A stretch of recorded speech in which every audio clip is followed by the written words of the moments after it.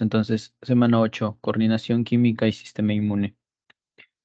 Coordinación química, haciendo referencia a las hormonas, una de las características de todos los seres vivos es la irritabilidad. Frente a cualquier estímulo va a haber una respuesta. Bueno, eso es coordinación. Hablamos de irritabilidad y coordinación. En plantas y animales, ¿quién está a cargo de esta respuesta? Las hormonas. En el caso de animales hay un adicional, ¿no? Ya que forma parte también del sistema nervioso, pero el sistema endocrino también. Diferencias entre hormonas vegetales y animales. Un momento, por favor.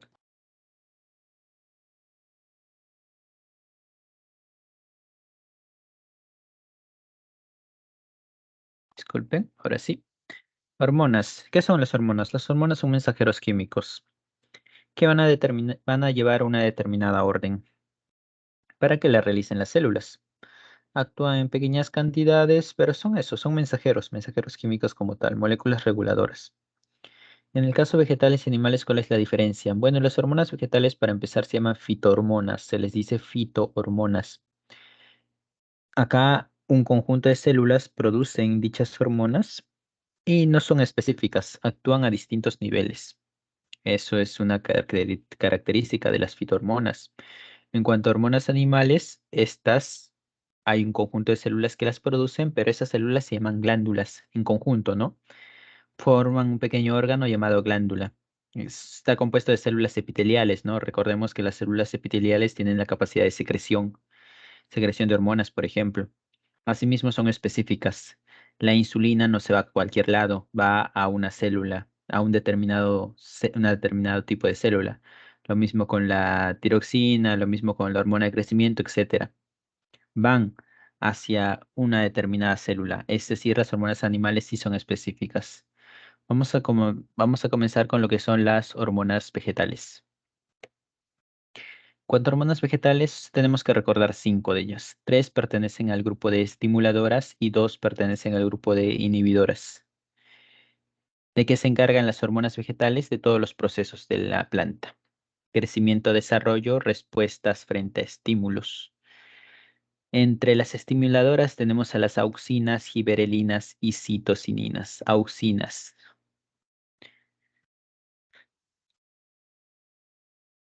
Auxinas porque son varias. La principal, ¿cuál es? La principal es una llamada ácido indolacético, que en siglas en inglés es IA, ácido indol acético.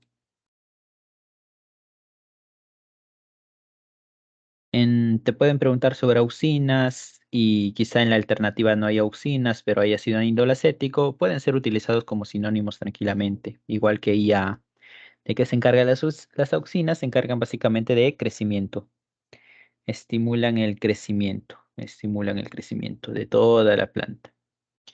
¿A partir de qué? A través de los meristemos. Recordemos que los meristemos era un tipo de tejido asociado al crecimiento de la planta. Bueno, eso es gracias a que desarrolla auxinas, por ejemplo. Así también estimula la formación de raíces adventicias. ¿Qué son raíces adventicias? Las ramas de las raíces, la ramificación de las raíces. Se encarga entonces del crecimiento de las raíces, las auxinas. Diferenciación de tejidos conectores. Recordemos que el meristemo secundario participa también en diferenciarse en xilema y floema. Bueno, eso es gracias a las auxinas. Asimismo, produce respuestas fototrópicas y geotrópicas. ¿Qué es geotropismo? Geotropismo, por si acaso también se le llama, creo que en el PDF sale, se le llama gravitropismo. Gravitropismo. ¿Qué es fototropismo? El fototropismo es el crecimiento de la planta en búsqueda de la luz solar. Siempre en búsqueda de luz solar. Si está en campo abierto no hay problema porque crece sencillamente hacia arriba. Pero ¿qué pasa si tenemos una planta en una habitación con una ventana solamente? Bueno, la planta crecerá hacia esa ventana, siempre buscando la luz. A eso lo conocemos como fototropismo. Mientras que gravitropismo es el crecimiento en sentido hacia abajo, ¿no? Hacia la tierra. Geotropismo o gravitropismo es exactamente lo mismo, como se señala acá. Gravitropismo. Algunos le ponen gravitropismo positivo. Bueno, es eso lo que les he explicado, ¿no? Gravitropismo hacia abajo. Y si es gravitropismo negativo, ¿a qué se refiere? Al crecimiento del tallo.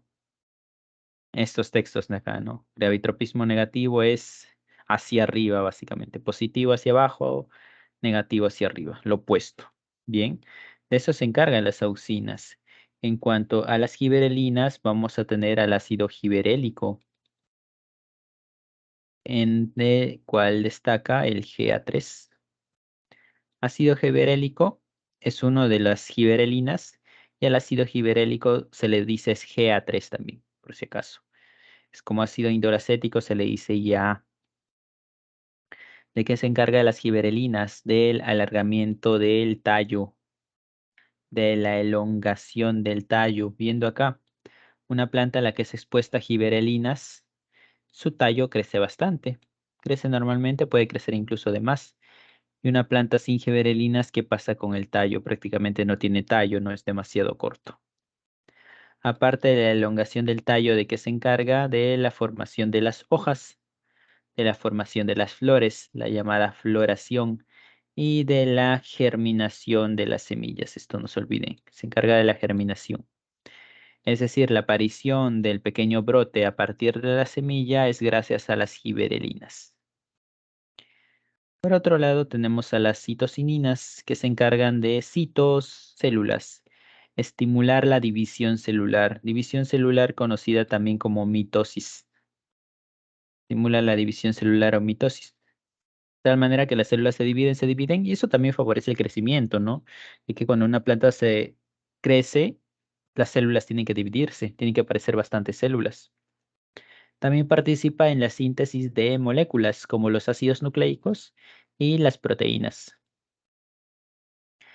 También favorece el alargamiento de frutos, de semillas y previene la senescencia. ¿Qué es senescencia? Senescencia es un concepto asociado al envejecimiento.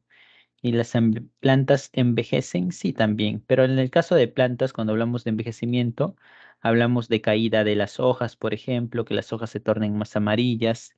Bueno, ese proceso es evitado por las citocininas. En conjunto, este tres tipos de hormonas, las estimuladoras, participan en el crecimiento y desarrollo de la planta. Durante todo el desarrollo, mientras la planta va creciendo, va formándose, van a participar estas tres. Estas son las estimuladoras. Pasamos a la siguiente diapositiva.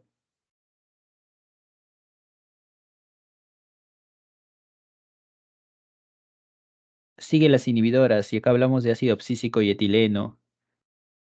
Funciones. El ácido abscísico se llama así porque se encarga de la abscisión. ¿Y qué es abscisión? Abscisión es corte, caída.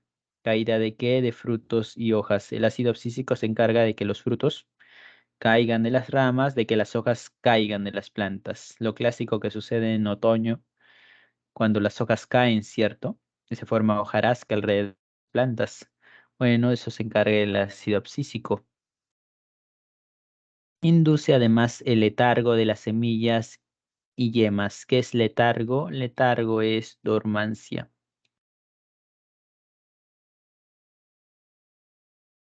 Es decir, si las giberelinas inducían la germinación de las semillas, el ácido abscísico va a ser lo contrario, va a impedir que las semillas germinen.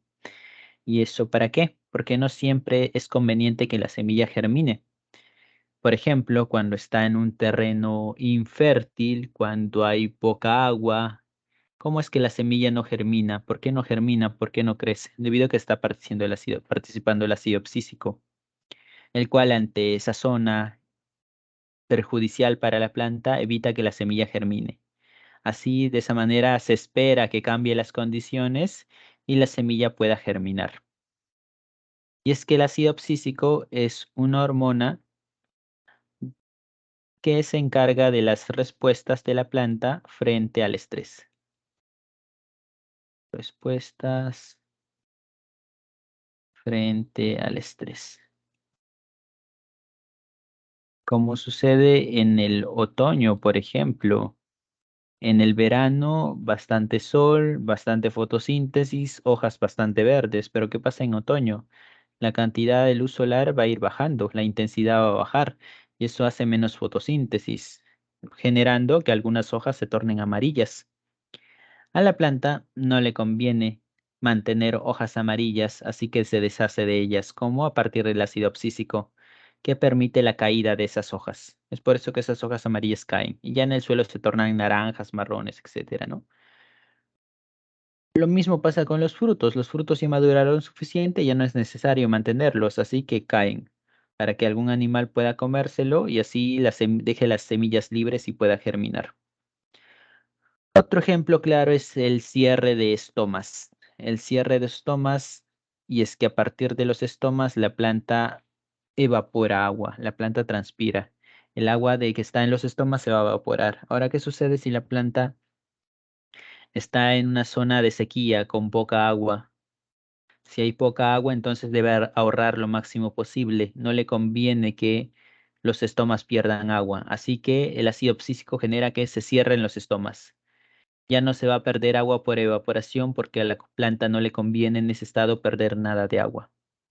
De eso se encarga el ácido psíquico. Letargo de yemas. Yemas, por si acaso, son lo que va a formar las ramas en los tallos e igual, ¿no? Cuando la planta está en una zona eh, poco favorable, donde no va a adquirir mucha energía, a la planta no le conviene gastar mucha energía. Es así que impide la aparición de ramas, para que así que se quede con lo que tenga y no se formen más ramas y no implica gasto de energía y la planta se puede morir. Algo similar como lo que pasaba con las bacterias, ¿no? Cuando estaban en una zona desfavorable, las bacterias entraban en modo espora y ya no hacían nada, se detenían completamente. Bueno, algo similar pasa con la planta, gracias al ácido abscísico. Luego tenemos al etileno, y el etileno tiene una función principal, la maduración de los frutos. Gracias al etileno es que los frutos terminan madurando más. Y esa maduración conlleva cambio de forma de los frutos, ¿no? Cambio morfológico, como el caso de los plátanos. Por ejemplo, un grupo de plátanos sin etileno van a estar todo verdes e internamente igual.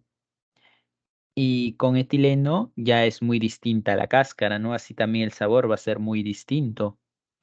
Va a ser más suave un plátano maduro, producto del etileno. Lo mismo pasa con las manzanas, paltas, etcétera, ¿no? Gracias al etileno. El etileno que es un gas en realidad. Es un gas, una molécula gaseosa. Y por eso cuando algunos frutos caen y aún falta madurar, esos frutos tienen todavía etileno internamente, pero el etileno se evapora. Entonces, ¿qué hacen las personas? Lo encierran al fruto, lo envuelven en papel periódico. ¿Para qué? Para que cuando el etileno se evapore no se libere, no se quede fuera, sino se quede dentro del papel periódico y así ayuda en el proceso de maduración de los frutos. Como pasa con las paltas, ¿no? Cuando no están muy maduras, lo envuelven en papel periódico porque a pesar de que haya caído, el fruto haya caído, sigue produciendo etileno. Bien, eso respecto a las hormonas inhibidoras. Pasamos a la siguiente diapositiva.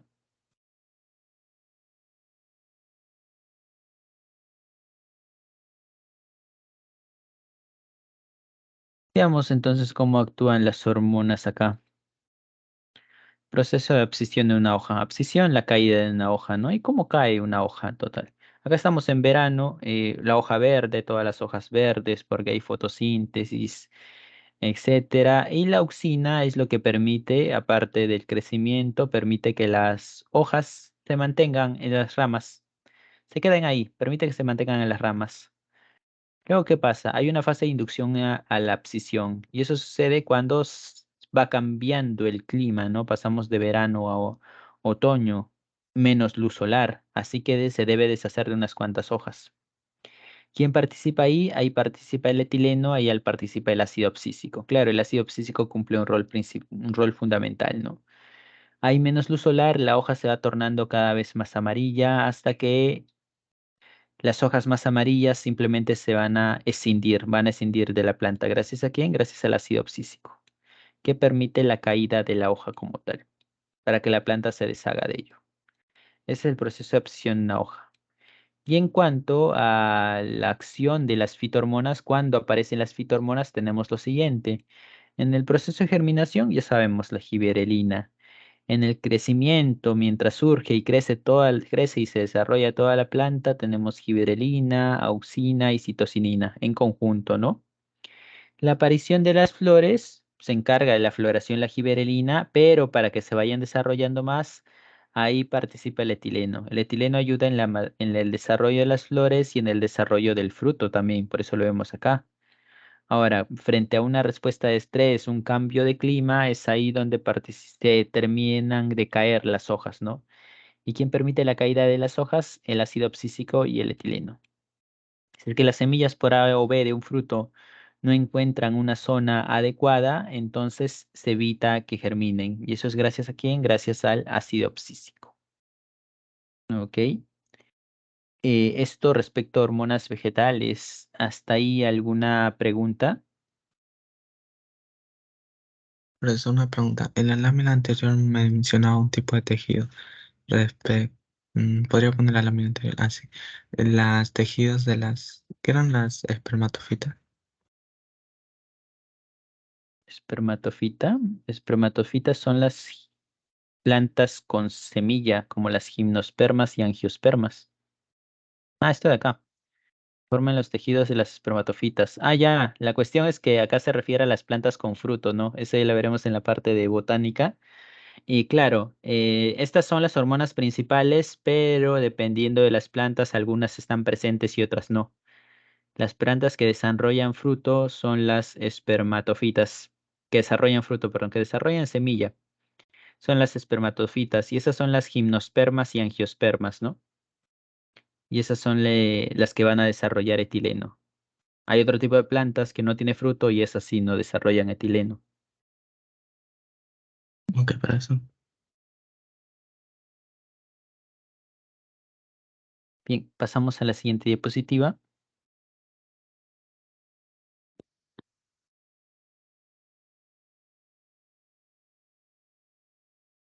Bien, ahora hablaremos de hormonas animales. Y si tenemos que hablar de hormonas animales, hablaremos de sistema endocrino humano en realidad. Acá no haremos esa comparación con otros animales como hicimos en otros sistemas, ¿no? No es necesario.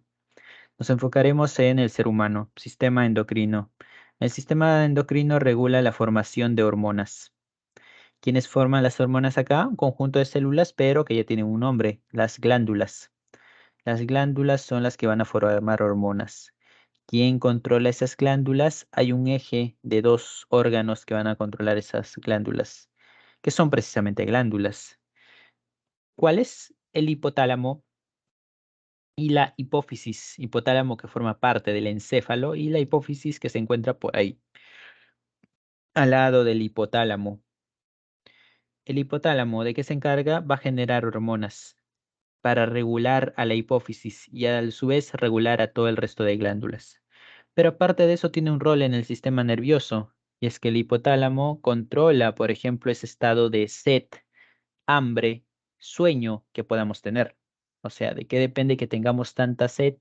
Del hipotálamo. El hambre del hipotálamo, el sueño del hipotálamo. La temperatura, lo mismo, es decir, ese estadio de sudoración es gracias al hipotálamo. El hecho de temblar por tener frío es gracias al hipotálamo. La presión sanguínea también el hipotálamo.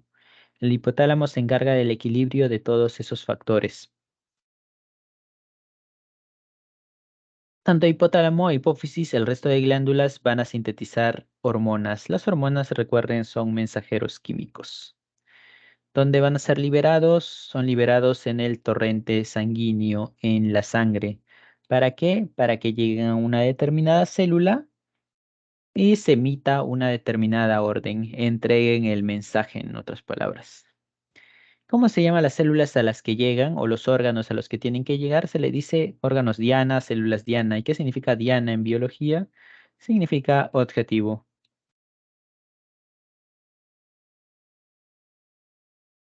Por ejemplo, te preguntan o te dicen que la célula diana de la insulina son los adipocitos. Bueno, entonces la insulina tiene que llegar a los adipocitos. Eso es el célula objetivo. Y es que acá las hormonas no se van a cualquier lado. Van a determinado tipo de órgano, determinado tipo de célula. No se dirigen a cualquier lado. Son específicas, recordemos, las hormonas animales. ¿Y cómo es que la insulina puede reconocer a un tipo de célula? Gracias a que éstas cuentan con receptores, los cuales cabe la pena recalcar que los receptores también son específicos, o sea, hay un tipo de receptor para la insulina. Hay otra para el glucagón, otro para el cortisol, tirosina, etcétera. Son específicos para cada tipo de hormona. Bien, y vamos a ver cómo la hormona llega al receptor y cómo se genera esa orden, entre comillas. Acá vemos a las glándulas principales, hipotálamo pituitaria, por si acaso la hipófisis, también se le conoce como glándula pituitaria. Glándula pituitaria. Bien. Tiroides, paratiroides, timo, suprarrenales, páncreas, ovario y testículo. Todas esas son glándulas y las iremos desarrollando en torno a avance en la clase. Pasamos a la siguiente diapositiva.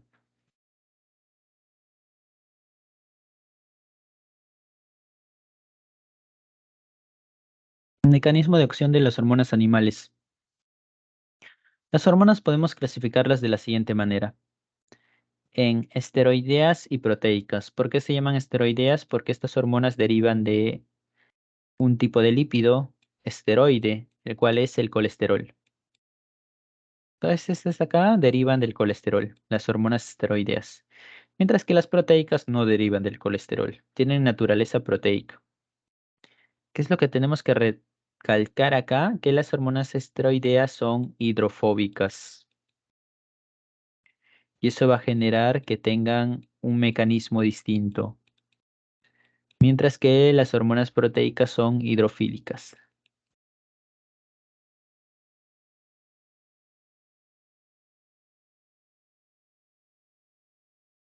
Hidrofóbicas, hidrofílicas.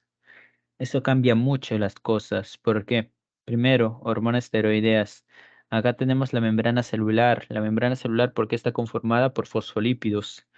La hormona esteroidea puede atravesar la membrana celular sin problema. Recordemos que los lípidos pueden atravesar la membrana sin ningún inconveniente, no necesitan ningún canal, nada, atraviesan la membrana. Y eso es lo que hace la hormona esteroidea. Y en la membrana encuentran un receptor. Este es un receptor intracelular que está dentro de la célula. También le podemos decir receptor citoplasmático.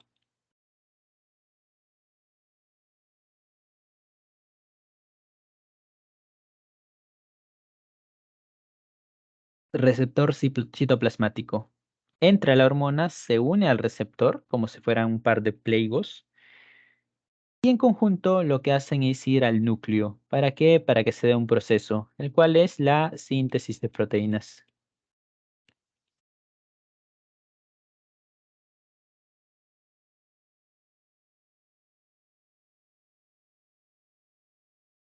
Síntesis de proteínas. O sea, la función de, de una hormona es que se generen proteínas, porque recuerden, quien al final realiza las acciones son las proteínas. Quien permite que la glucosa disminuya o aumente en la sangre son las proteínas. Lo mismo con el calcio, que se elimine mucha agua a través de la orina o mucha sal, son las proteínas. Así que la función de una hormona es que se sinteticen proteínas. ¿Pero qué proteínas? No cualquiera, sino las proteínas asociadas a la función de la hormona. Por ejemplo, un tipo de hormona esteroidea es la aldosterona. La aldosterona, ¿de qué se encarga? La aldosterona se encarga de la reabsorción de sodio. Es decir, en los riñones, cuando se filtra la sangre, todo el sodio regresa a la sangre. ¿Gracias a quién? Gracias a la aldosterona. Entonces, ¿qué hace la aldosterona? Va hacia las células del riñón, del túbulo contorneado distal. Una vez llega ahí, se genera este proceso y se encarga de que se sinteticen proteínas. Proteínas ligadas con la reabsorción de sodio, que el sodio regrese a la sangre. Bien, ese es un ejemplo. En cuanto a las hormonas proteicas, es un tanto diferente, porque estas, como son hidrofílicas, no pueden atravesar la membrana. No hay manera de que atraviesen la membrana. Tampoco hay un canal para que puedan ingresar. Hay sí un receptor esperándoles en la membrana. Por eso se habla de un receptor de membrana o un receptor membranal. Un receptor de membrana está ahí esperándolos. Entonces llega, supongamos, no sé, la insulina. Llega al receptor. Pero la insulina no ingresa, nunca ingresa a la célula, ni el glucagón tampoco ingresa a la célula, sino que simplemente el receptor la reconoce y la insulina o el glucagón se van. Ahora, ¿qué pasa una vez el receptor lo reconoce? El receptor con ayuda de una molécula va a permitir la síntesis de un segundo mensajero. ¿Cómo se llama ese segundo mensajero? AMP. AMP, ¿qué significa? AMP es como ATP, pero en lugar de una T, una M. AMP significa adenosín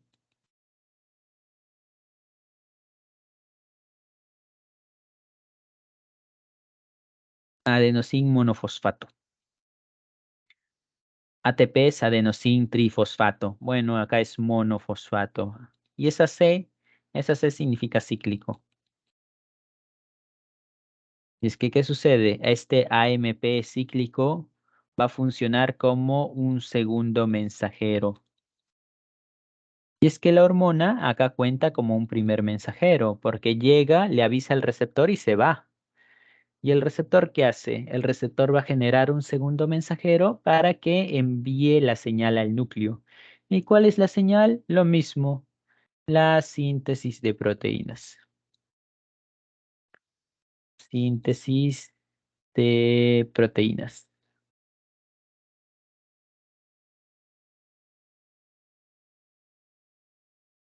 Por ejemplo, una hormona proteica como la insulina, cuyo objetivo es disminuir la glucosa en la sangre. Entonces, ¿qué hace? La insulina llega a una célula como la célula muscular, la detecta un receptor, se genera el segundo mensajero, el AMP cíclico, y luego gracias a eso se va a sintetizar proteínas. ¿Qué proteínas? Las proteínas relacionadas con disminuir la glucosa en la sangre. Bien, o con procesos que disminuyen la glucosa en la sangre. Ese es el mecanismo de acción de las hormonas animales.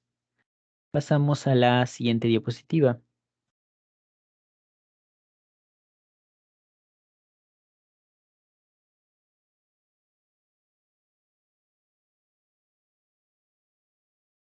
Ok, veamos qué es lo que sucede entre hipotálamo e hipófisis. El hipotálamo sintetiza hormonas. Hay dos importantes. ¿Cuál es? La hormona antidiurética y la hormona oxitocina. La antidiurética también se llama como ADH, por las siglas en inglés, antidiuretic hormone, y también se le conoce como vasopresina.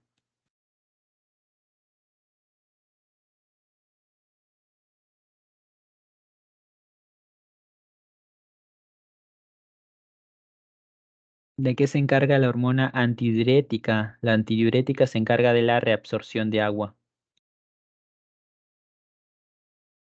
Lo mismo actúa a nivel del túbulo contorneado distal.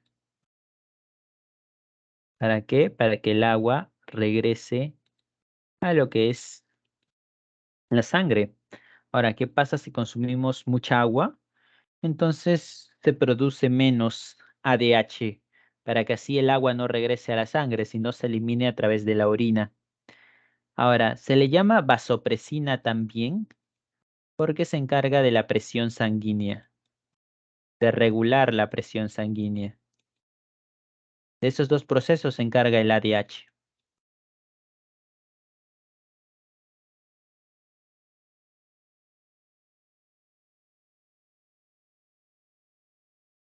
Y actúa al nivel del riñón, ¿no? Porque el riñón en los túbulos contorneados distales es ahí donde se lleva ese proceso, se lleva a cabo ese proceso. En cuanto a la oxitocina, otra hormona que genera el hipotálamo, este se encarga de dos cosas también. Una de ellas es la contracción del útero.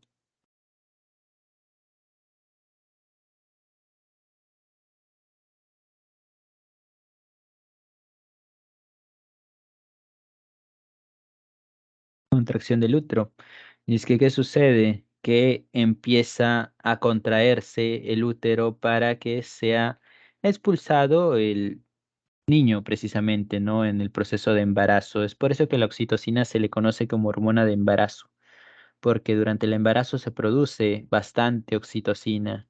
Y cuando te hablan, por ejemplo, quizá han escuchado el proceso, empezaron las contracciones, bueno, se refiere a que la oxitocina está produciéndose en grandes cantidades para que el útero se contraiga y así sea expulsado el niño y puedan nacer. Otra característica u otra función de la oxitocina tiene que ver con la eyección de leche materna. ¿Y qué es eyección de leche materna? La salida de leche materna.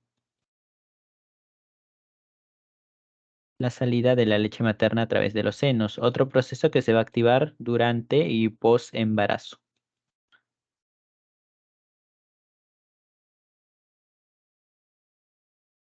Ok, esas hormonas lo sintetiza el hipotálamo y lo libera inmediatamente a la sangre, no. El hipotálamo va a guardar estas dos, la antidiurética y la oxitocina, y lo va a guardar en la hipófisis. Ahora, la hipófisis o glándula pituitaria se puede dividir en dos, en el óvulo posterior o parte posterior y el óvulo anterior. El óvulo posterior se conoce como neurohipófisis.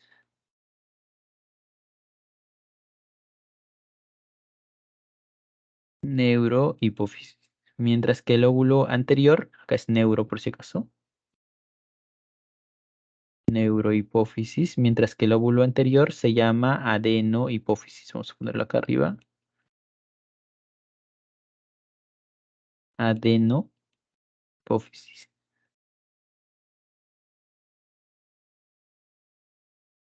¿Por qué se llama neurohipófisis? Porque está unido mediante neuronas con el hipotálamo y la neurohipófisis es la región donde se van a almacenar la oxitocina y la antidiurética. Es así cuando sea necesario, a través de la neurohipófisis es liberada oxitocina o antidiurética. Así que recordemos, la oxitocina entonces se sintetiza en el hipotálamo, pero quien lo libera a la sangre es la neurohipófisis. En cuanto a adenohipófisis, ¿por qué se llama adeno? Adeno significa glándula. Es así que esta parte, la parte anterior, es la encargada de la síntesis de hormonas de la propia hipófisis. Y es que la hipófisis también sintetiza sus hormonas. ¿Cuáles son? Entre ellas vamos a tener la siguiente. Por ejemplo, la prolactina.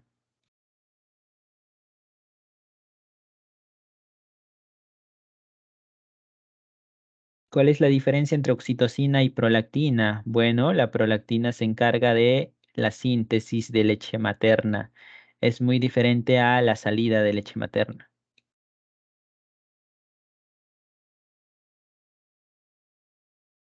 Síntesis de leche materna. Eso se encarga la prolactina. Igual recordarlo a través del término lactina, ¿no? Que viene de lacto, que viene de leche. Luego tenemos a la hormona de crecimiento, llamado también somatotrofina, que es lo que hace, permite el crecimiento a través de la acción en los huesos y en los músculos. De eso se encarga la hormona de crecimiento y o somatotrofina. Y luego de esto, nosotros vamos a tener también una serie de hormonas llamadas hormonas estimulantes. Estimulantes, ¿por qué? Porque estas hormonas se encargan de estimular a otras glándulas a que produzcan hormonas, como es el caso de la hormona tirotrofina. ¿Qué es lo que hace? Su acción en particular es estimular a la tiroides para que la tiroides produzca sus propias hormonas.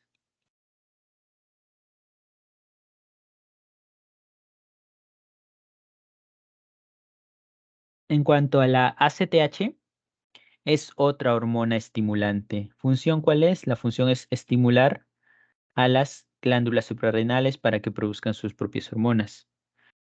Luego, aparte de esa, tenemos a la FSH y LH, otras hormonas estimulantes. ¿Que estimulan a quién? Estimulan a las gónadas. Gónadas. Para que produzcan sus propias hormonas. ¿Y cuáles son las gónadas? En el caso del varón son los testículos y en el caso de la mujer son los ovarios. La FSH y la LH estimula la aparición de hormonas por parte de los ovarios, por ejemplo, sería los estrógenos y por parte de los testículos sería la testosterona. Esa es la función de la FSH y LH, que de igual manera se profundizará en breve. y lo veremos también como parte del ciclo menstrual. ¿Ok? ¿Hasta acá alguna pregunta?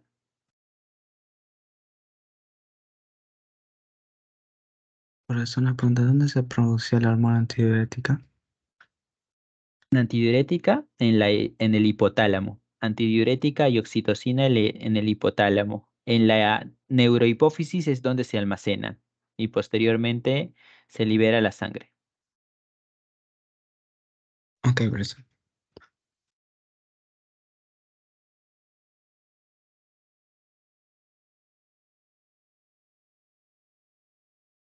Pasamos a la siguiente diapositiva entonces.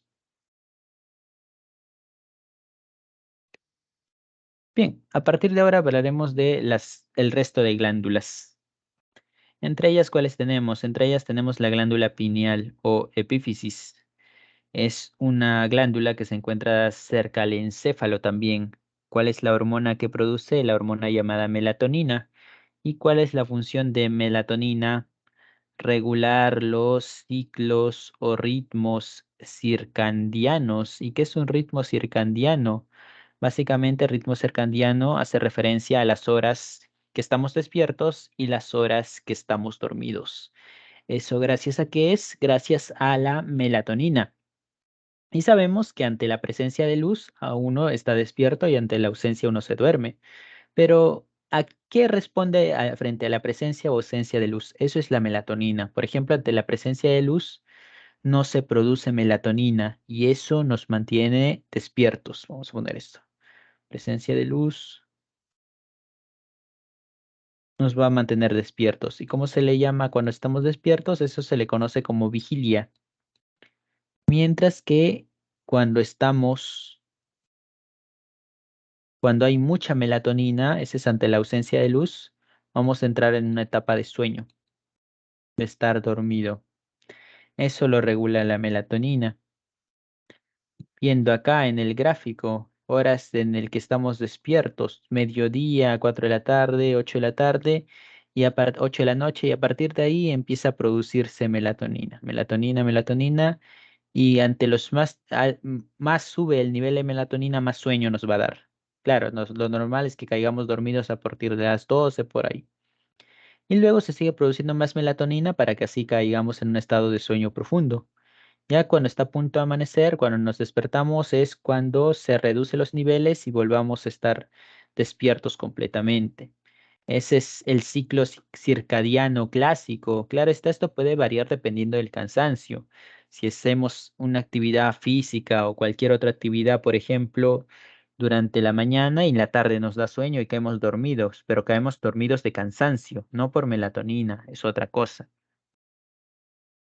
Ahora, que el ritmo circadiano sea correcto, que es lo que permite, aparte de adaptarse al día y la noche, esto previene enfermedades cardíacas, ya que no regular bien las horas de sueño, horas de vigilia, horas de sueño, la persona tiende a ser más propensa a enfermedades cardíacas ligadas al corazón, así también como enfermedades neurodegenerativas como el Alzheimer, por ejemplo. Aparte que estimula el sistema inmune y protege de los efectos negativos del estrés. Una persona que no duerme adecuadamente se estresa más rápido y es más propenso a enfermarse. ¿Por qué? Porque su sistema inmune está decaído. Es fundamental para toda persona dormir lo suficiente para que así pueda recuperarse. Y a eso nos ayuda la melatonina. Algo, por ejemplo, que obstruye el buen funcionamiento de la melatonina es el uso de aparatos celulares hasta altas horas de la noche.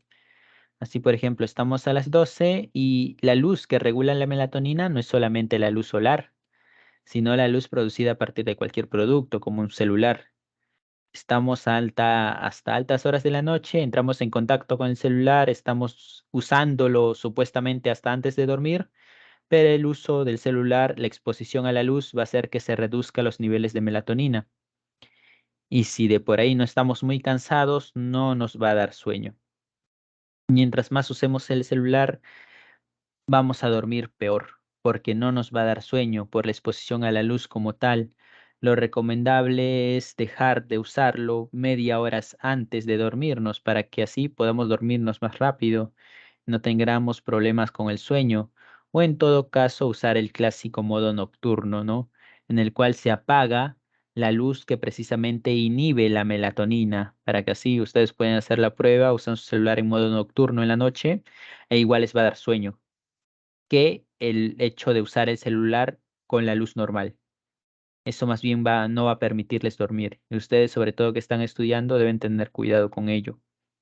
Mientras más adecuado sea el sueño, mejor el desarrollo de la concentración, uno se enferma menos, etcétera. Así que esto debe ser fundamental. Bien, pasamos a la siguiente diapositiva.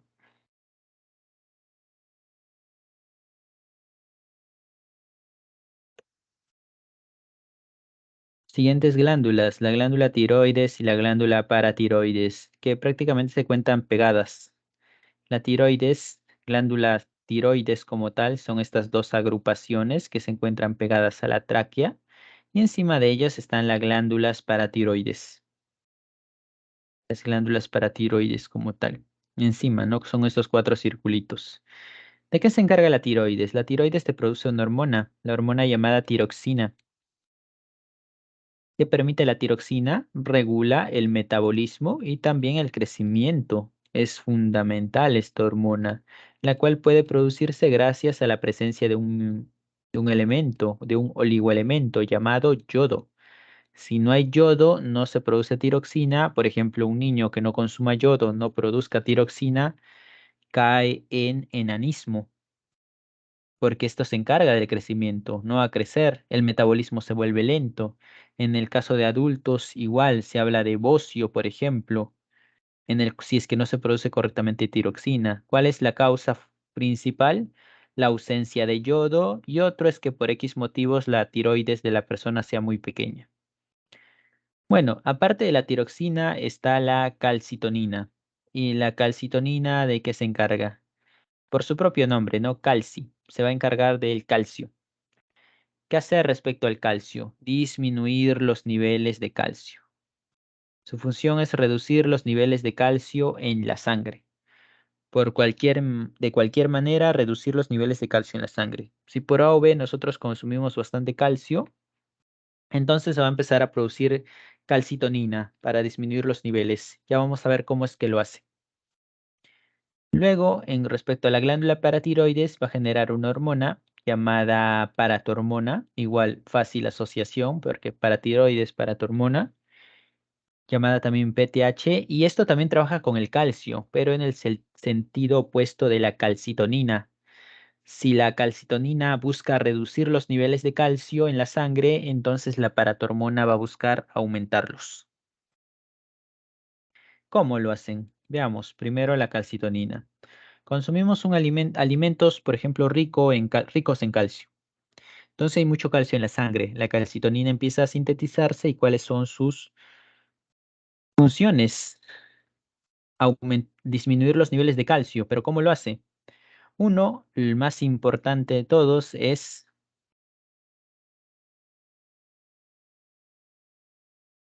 inhibiendo la resorción ósea. Y ese calcio lo manda a los huesos. El exceso de calcio lo manda a los huesos. Es por eso que te dicen siempre que consumas calcio, porque la calcitonina se va a encargar de enviarlo a los huesos. Es así que se obtienen huesos más fortalecidos. Ahora, en la imagen nosotros vamos a observar algo que dice que inhibe a los osteoclastos. ¿Qué son los osteoclastos? Osteoclastos son un tipo de células del tejido óseo que se encargan de la resorción ósea. ¿Y qué es la resorción ósea? Destrucción de tejido para obtener calcio y enviarlo a la sangre. Bueno, ahora no va a ser necesario porque hay calcio en exceso. Es así que se inhibe la resorción ósea y la resorción ósea estaba a cargo de los osteoclastos. Los osteoclastos destruían tejido, mientras que los osteoblastos forman tejido. Como hay un exceso de calcio, ahora se van a estimular los osteoblastos para que de esa manera se forme más tejido óseo. Bien. Co- ¿De qué otra manera se libera del calcio, la calcitonina? Por ejemplo, a través de los riñones, para que así todo el calcio ya no sea reabsorbido a la sangre, sino sea expulsado a través de la orina. Si hay un exceso, entonces no puede haber mucho en la sangre. Lo elimina a través de la orina. Otra es a través de inhibir la absorción de calcio, que se da en los intestinos. Como ya hay mucho calcio, por ahí consumimos más alimento con calcio. Gracias a la calcitonina ya no se absorbe ese calcio a la sangre, sino que se elimina a través de la excreción. Bien, estas tres acciones con el motivo de disminuir los niveles de calcio en la sangre. En cuanto a la paratormona, lo que va a hacer es lo opuesto, totalmente lo opuesto. La paratormona busca aumentar los niveles de calcio en la sangre. Supongamos que no hayamos comido nada rico en calcio por, no sé, una semana. Entonces se produce paratormona porque hay poco calcio en la sangre. Y es que en la sangre siempre debe haber calcio. ¿Para qué? Para las contracciones musculares. El movimiento de músculos siempre va a estar ligado al calcio. Y no solamente músculo esquelético, sino también músculo cardíaco. Los latidos del corazón dependen del calcio, por eso es fundamental siempre mantenerlo en niveles óptimos en la sangre. ¿Qué hace la paratormona? Entonces, ¿de dónde saca calcio? La principal fuente son los huesos. La paratormona va a ser lo opuesto, va a promover la resorción ósea. ¿Para qué? Para que se obtenga calcio a través de los huesos. Es así que si no comes, no consumes calcio, tus huesos se van a debilitar. Eso es un hecho. Luego, ¿qué más hace? Ya no es necesario eliminarlo a través de la orina. Todo el calcio se va a reabsorber, todo, absolutamente todo va a ir a la sangre. Y lo mismo, si comemos algo rico en calcio, los intestinos se encargan de absorber todo el calcio posible. Acá cabe recalcar quien participa en la absorción de calcio es la vitamina D. ¿Ok? Pasamos a la siguiente diapositiva.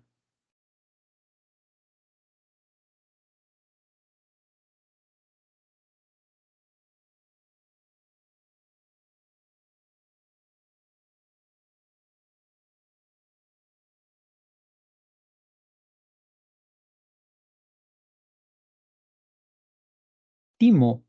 El timo, que es un órgano del sistema linfático, una glándula también, se encarga de generar la hormona llamada timosina. ¿Y cuál es la función de la timosina? La función de la timosina es la maduración de los linfocitos T. Esa es su función. Recordemos, las células sanguíneas se generan en la médula ósea, todas, pero los linfocitos en particular tienen que madurar. ¿Y quién se encarga de su maduración? La timosina.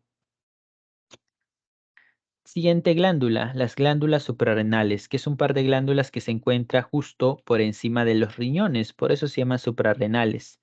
Las glándulas suprarrenales se pueden dividir en dos partes, la corteza y la médula. Ahora, ¿qué hormona se produce? Primero a nivel de la corteza. A nivel de la corteza se produce una hormona llamada cortisol. ¿Cuál es el objetivo del cortisol?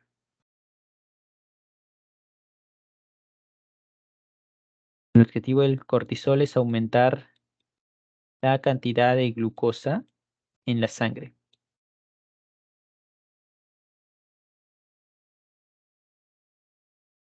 Aumenta la glucosa en la sangre. ¿Por qué hace eso? Esto, el aumento de glucosa en la sangre, es una respuesta frente al estrés. Cuando nosotros nos estresamos, se sabe que se va a gastar energía. Y como se va a gastar energía, la glucosa aumenta la cantidad de glucosa en la sangre para que pueda ser utilizada en ese momento, no en un momento de estrés. Por ejemplo, cuando están, no sé, en un examen y están desarrollando preguntas y la primera no saben, la segunda tampoco, la tercera tampoco, empiezan a estresarse. ¿Qué sucede? Aparece el cortisol, se produce el cortisol y el cortisol permite que la glucosa aparezca en la sangre para que así sea repartida al resto de células. Y es que cuando hay estrés suele gastarse mucha glucosa. Y lo otro, otra hormona importante es la aldosterona. ¿De qué se encarga la aldosterona? De reabsorción también, reabsorción que se da en el hígado, que se devuelve a la sangre, pero la reabsorción de sodio.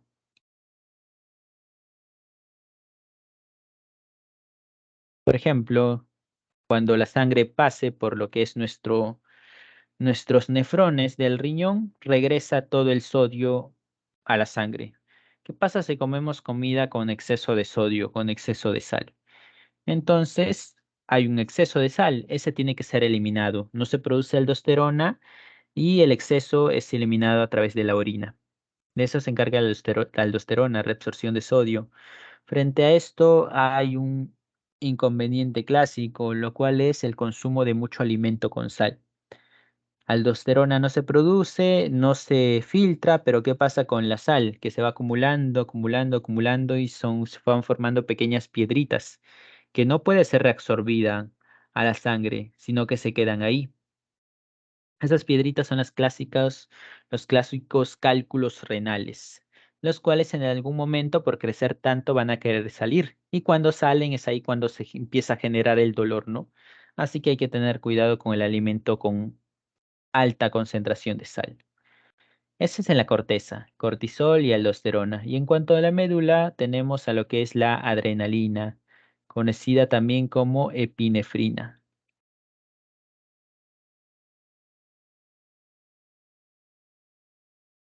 La adrenalina, la noradrenalina también son hormonas porque se generan en la glándula suprarrenal, en la médula de la glándula suprarrenal, pero también son neurotransmisores porque las hormonas son capaces de generarlo.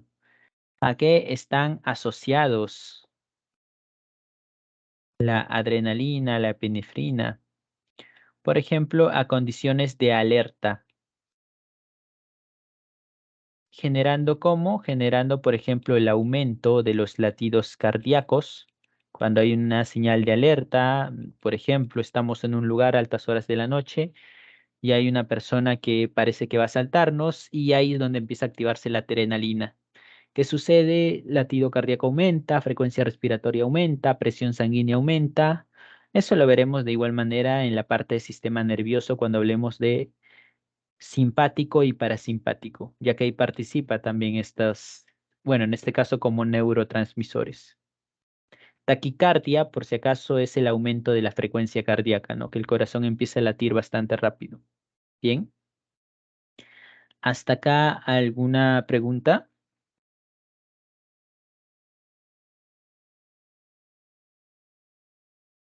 Si no hay preguntas, entonces continuamos. Por eso me pregunto. Dime.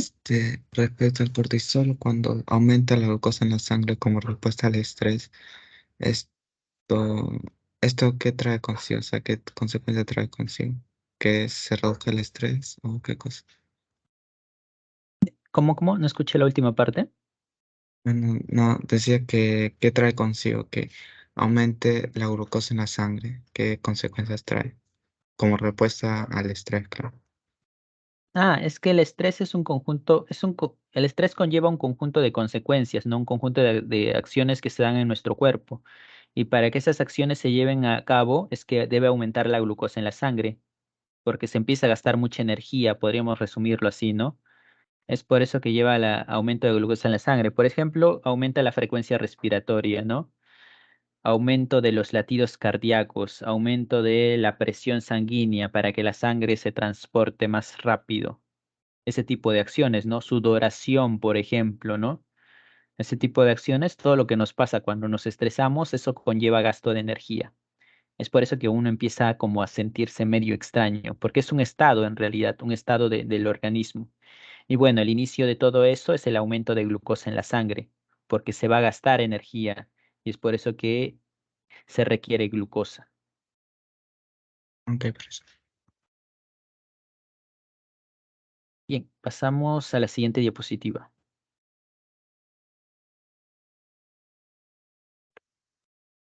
Páncreas. Del páncreas ya hemos hablado, lo conocemos por su rol en el sistema digestivo, donde hemos visto la parte exocrina, ¿cierto? El jugo pancreático.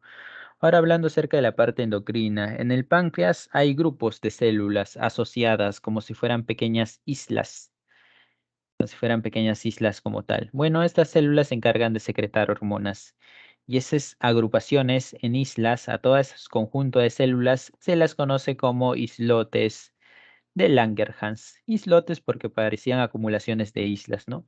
Islotes de Langerhans, entre los cuales encontramos cuatro tipos de células principales. Las células alfa, las beta, las delta y las F.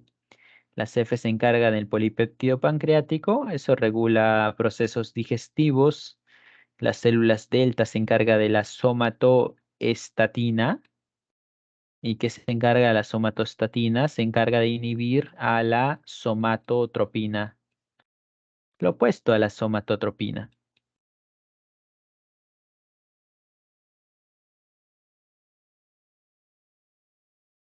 De eso se encargan las células delta, producción de somatoestatina. Por si acaso, somato significa cuerpo, estatina viene de estático. Por ejemplo, ahorita estamos produciendo somatoestatina porque ya no se requiere crecer. En adolescencia, pubertad se producía somatotropina para el crecimiento. Entre ese conjunto de células, las más importantes son la alfa y la beta.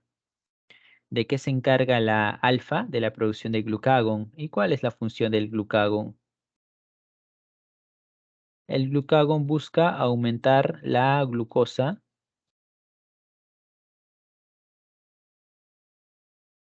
en la sangre, mientras que la insulina lo que busca es disminuir la glucosa en la sangre. Son hormonas antagónicas, lo mismo que pasaba con la calcitonina y con la paratormona.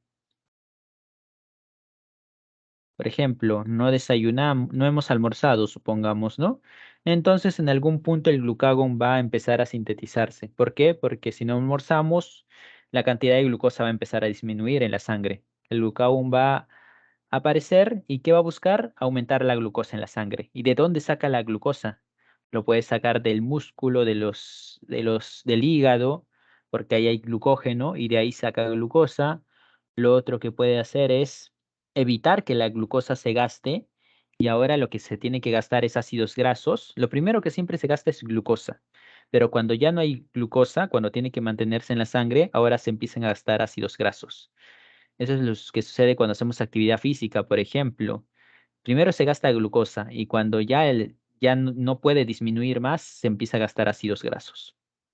Ese es el objetivo del glucagón. Siempre debe haber glucosa en la sangre porque es el lugar, la sangre, que permite precisamente repartir glucosa al resto de células. Gracias a la sangre se puede hacer eso. Gracias a que hay glucosa en la sangre. Y bueno, la insulina es lo opuesto. Así como no puede haber poco, tampoco puede haber mucho. Porque si hay mucha glucosa, la sangre se torna ácida. Y ahí es donde se pueden generar problemas bastante graves en todo el cuerpo, ¿no? La insulina que busca disminuir la cantidad de glucosa en la sangre. Por eso te dicen que la insulina es hipoglucemiante. ¿Por qué hipoglucemiante? Porque hipo, poco, glucemiante de glucosa, busca reducir los niveles de glucosa. ¿Cómo lo hace? Bueno, la insulina, por ejemplo, podría usar la glucosa para que se sintetice glucógeno y se guarde en células musculares e hígado. La insulina también puede hacer que se gaste la glucosa en la generación de triglicéridos. Y sí, cuando hay mucha glucosa, ya deja de gastarse triglicéridos y la glucosa se gasta para que se formen aún más triglicéridos. Y es que tiene que gastar glucosa. Y aparte, cualquier gasto de energía ahora no va a gastar triglicéridos, ahora va a gastar glucosa, para que así disminuya los niveles. Bien, frente a esto, frente a la glucosa en la sangre y frente a la insulina hay una enfermedad bastante conocida, la cual se denomina diabetes. Veamos primero qué pasa con una persona saludable que no tiene diabetes. Come algo, toma, no sé, una bebida azucarada, una Coca-Cola y entonces mucha azúcar en la sangre. ¿Qué sucede? El páncreas produce insulina. Produce insulina, se va hacia una determinada célula, una célula muscular, por ejemplo. Ahí lo recibe un receptor de insulina, y se van a generar proteínas. ¿Proteínas para qué? Proteínas para que esa célula pueda recibir glucosa. Y así la cantidad de glucosa en la sangre disminuya. Vemos acá entonces en una persona sin diabetes que la glucosa va a entrar a las células. Y así disminuimos la glucosa que puede estar presente en la sangre. ¿Qué pasa en una persona diabética? En una persona diabética no va a suceder eso. Las células no reciben glucosa. ¿Por qué? De eso depende si es diabetes tipo 1 o diabetes tipo 2. Diabetes tipo 1 es la clásica diabetes de nacimiento, en la cual la persona no produce insulina. Por razones genéticas o por otras razones, no produce insulina. Al no producir insulina, no hay quien disminuya los niveles de azúcar en la sangre. Miren acá, no genera ninguna proteína, entonces la glucosa se queda fuera de las células, se queda en la sangre. Esa es la diabetes tipo 1. Las personas con este tipo de enfermedad están ligadas a toda su vida a inyectarse un fármaco que les permita tener una vida normal. ¿Y cuál es ese fármaco? La insulina. Una persona con diabetes tipo 1 se inyecta insulina. ¿Para qué? Porque al inyectarse insulina vuelve a cumplirse esta función. Y así puede tener una dieta casi normal. Claro está que no puede comer azúcar en exceso, ¿no? Ya que no produce insulina, simplemente va a tener la insulina que se inyecta. Eso pasa con los diabetes tipo 1, la que se da de nacimiento. Ahora, ¿qué sucede con las diabetes tipo 2? Esta es la clásica diabetes que le da a las personas mayores de 40 a 50 años debido al consumo excesivo de azúcar. ¿Y por qué se da? Acá sí se produce insulina, no hay problema con eso. Estas personas produjeron insulina a lo largo de toda su vida. El problema es que el receptor de insulina deja de reconocer a la insulina. Y frente a esto es lo mismo que nada, ¿no? Sucede lo mismo que acá. Acá no hay insulina, acá el receptor no sirve, o sea, la glucosa no va a ingresar a las células. ¿Por qué se da ello? Porque una persona consume demasiada azúcar, produce bastante insulina y los receptores van a entrar en contacto con la insulina cada rato. Va a llegar un momento en la etapa de la vida de esa persona que el receptor va a dejar de reconocer a la insulina y eso genera que no hay manera de cómo la glucosa disminuye en la sangre, disminuya de la sangre. Las personas con diabetes tipo 2 están obligadas para toda su vida a cambiar su dieta. No hay tratamiento, no hay cura para la diabetes, pero están obligadas a cambiar su dieta. No pueden comer nada de glucosa, nada de azúcar, ni un poco. Y es que a estas personas con diabetes tipo 2 no les sirve para nada inyectarse insulina. A estas sí, se inyectaban insulina y podían tener una dieta casi normal. Acá tiene que ser demasiado drástico el cambio, ya sea en cualquier comida, con poca sal, con poca azúcar, prácticamente cambiar su dieta de manera bastante excesiva, bastante estricta, tener una dieta estricta, carente totalmente de azúcar, porque si no puede ser mortal. Porque si no, la sangre se llena de glucosa, se torna ácida y falla el cuerpo a distintos niveles. Una de las consecuencias más graves, más allá de la muerte, termina siendo el hecho del pie diabético, donde no llega la glucosa de manera correcta a ciertas células del cuerpo, y eso a qué lleva, como no circula la sangre, eso lleva a que las células empiecen a morir y como se empiezan a morir, se empieza a pudrir parte de la pierna, suele suceder en las partes inferiores, extremidades inferiores, y están obligadas a amputarle la pierna. ¿Por qué? Porque ese transporte a lo largo de la sangre está fallando por el exceso de glucosa. Bien, esto respecto a la diabetes. Pasamos a la siguiente diapositiva.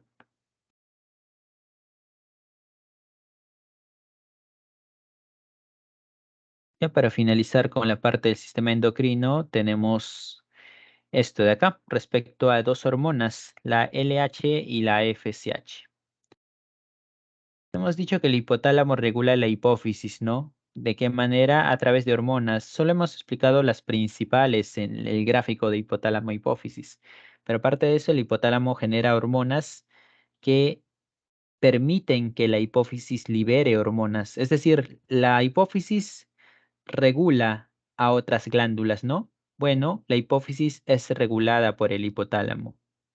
Por ejemplo, mediante una hormona llamada GnRH, el hipotálamo le permite a la hipófisis que libere un par de hormonas, ¿cuáles? La LH y la FSH. ¿Qué significa LH? LH significa hormona luteinizante. Luteinizante, que viene del cuerpo lúteo, que explicaremos en ciclo menstrual. Mientras que la FSH significa hormona folículo estimulante.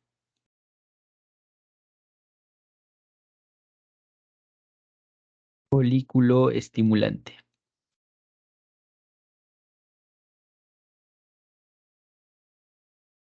¿Qué hacen estas hormonas? Actúan a nivel de gónadas, ya sea al esperma, ya sea, perdón, a los testículos o ya sea el ovario. Por ejemplo, cuando actúan a nivel de los testículos, la LH estimula las células de Leydig. ¿Para qué? Para que las células de Leydig se encarguen de la secreción de testosterona. Mientras que la FSH encarga de estimular a las células de Sertoli. ¿Para qué? Para que las células de Sertoli se encarguen de la espermatogénesis. En cuanto al esto de acá, cuando se refiere a ovarios, vamos a ver que la hormona LH, ¿qué es lo que va a hacer? Va a permitir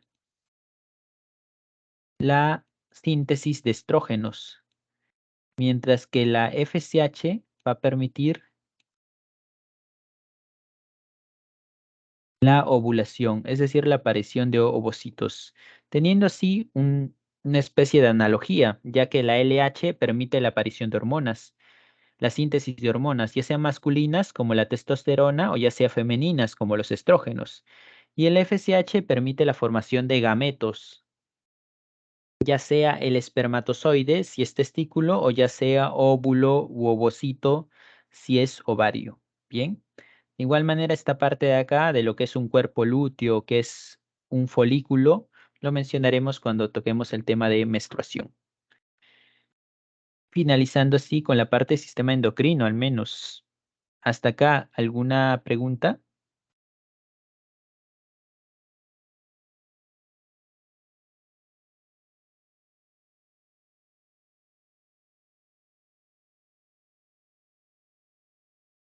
Bien, entonces pasamos a la siguiente diapositiva.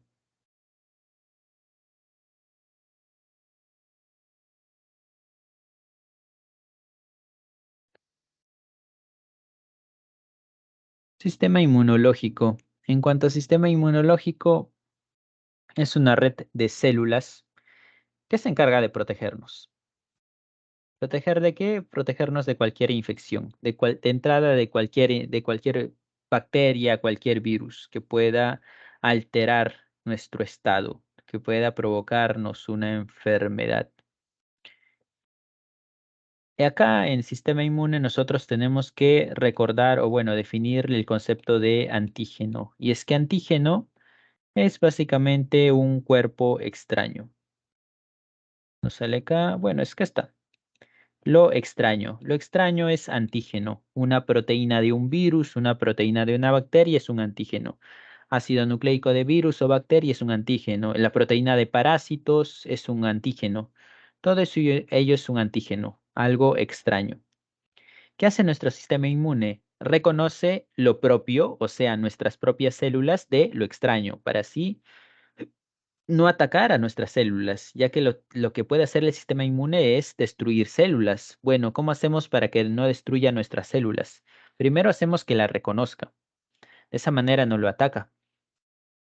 Ahora, hay enfermedades asociadas con que el sistema inmune ataca al propio organismo.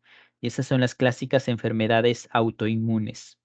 ¿Cuál es lo normal? Que el sistema inmune ataque a cualquier cuerpo extraño, a algo que no nos corresponda. Bien, eso termina siendo el antígeno, algo extraño.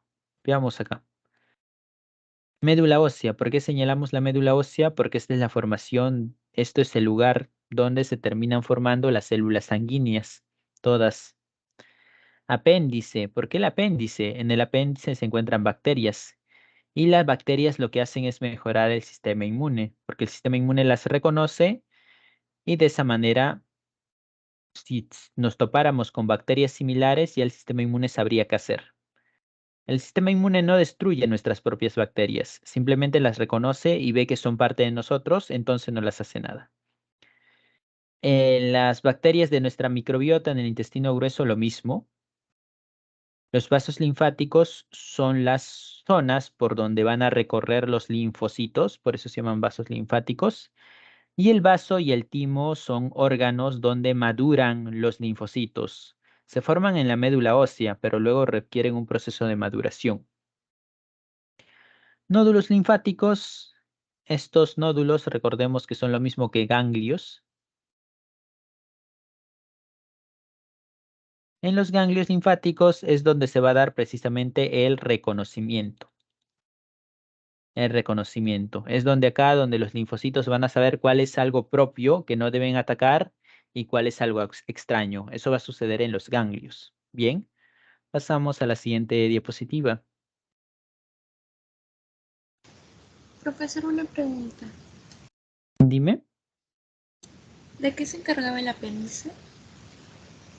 El apéndice es una zona del intestino grueso donde se encuentran bacterias, un grupo de bacterias que son parte también de nuestro microbiota, que estimula el sistema inmune. Y es que cuando el sistema inmune está con bacterias, en contacto con bacterias, se empiezan a desarrollar más, empiezan a madurar los linfocitos. Claro, no las destruye porque es parte de nuestra microbiota, pero como que empiezan algo así como a aprender de ellas, entre comillas.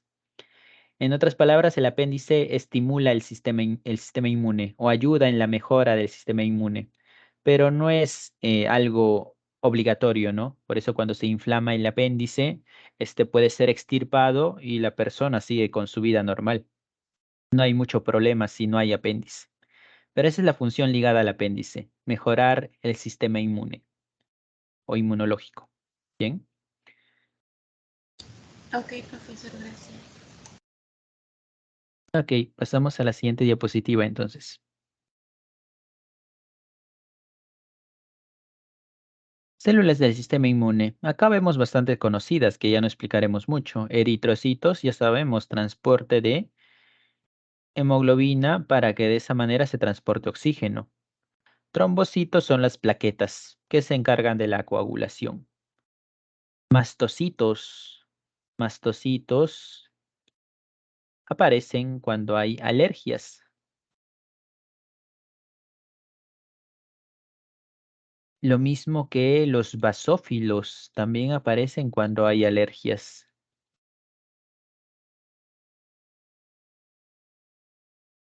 Eosinófilos aparecen cuando hay parásitos. ¿Qué son los parásitos? Pequeños gusanos, por ejemplo. Parásitos. Neutrófilos. Los neutrófilos desencadenan la inflamación.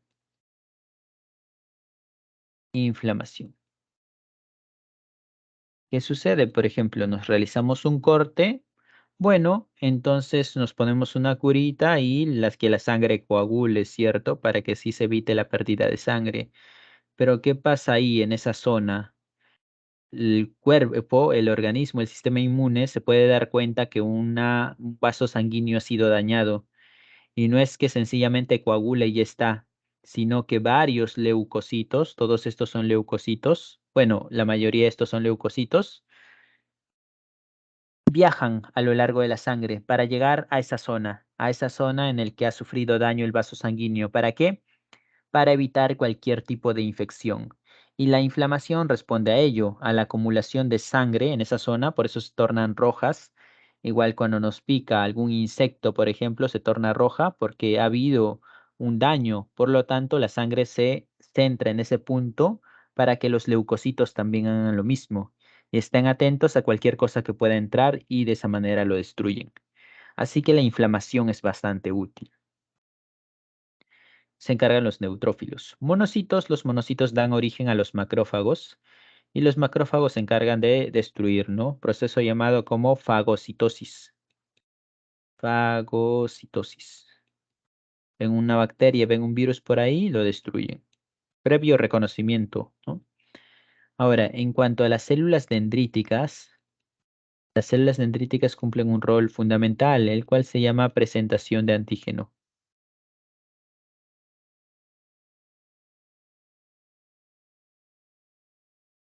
Presentación de antígeno.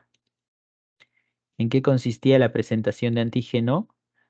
En llevar a un antígeno a los ganglios para que los linfocitos lo puedan conocer. Una vez los linfocitos lo conozcan, lo reconozcan, es que se producen linfocitos específicos para ese antígeno. Por ejemplo, cuando nos vacunan, ¿no? Nos vacunan, hay proteínas, hay ácido nucleico viral. Entonces, las células dendríticas lo detectan en el torrente sanguíneo. ¿Qué hacen? Lo llevan a los ganglios linfáticos. ¿Para qué? Para que ahí los linfocitos lo reconozcan y una vez detecten que es algo extraño, se produzcan linfocitos específicos. Así cuando nos enfermemos del virus, es que los linfocitos ya van a estar listos para atacar. Esa es la utilidad de la presentación del antígeno, de la cual se encargan las células dendríticas. Ahora, linfocitos. Acá hay tres tipos de linfocitos. Linfocitos natural killer, así es como se llaman. LNK también se le dice, linfocitos natural killer, que lo que hacen es destruir cualquier bacteria o virus que se encuentre por ahí. Bueno, van y la destruyen. Si está dentro de una célula, van y lo destruyen igualmente. Las células T se encargan de la, células T o linfocitos T se encargan de la inmunidad celular. Es decir, cuando hay células infectadas, los linfocitos se especializan, ¿no? Para buscar a un tipo de virus. Si encuentran al virus dentro de una célula, bueno, destruyen la célula, no se hacen problema. Eso lo hacen los linfocitos T. En cuanto a los linfocitos B, una vez reconocen, una vez se ocurre la presentación del antígeno, se diferencian en células plasmáticas.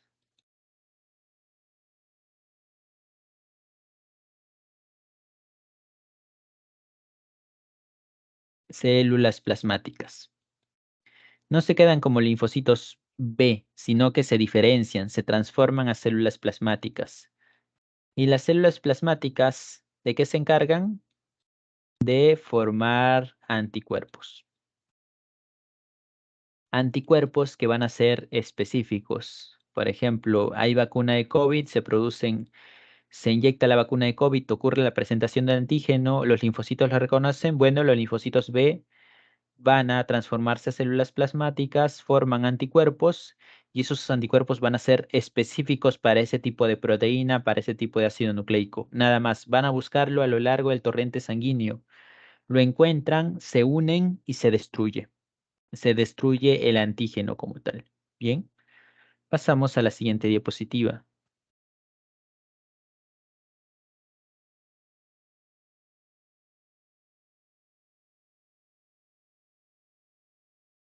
Los leucocitos podemos dividirlo en dos tipos, granulocitos y agranulocitos.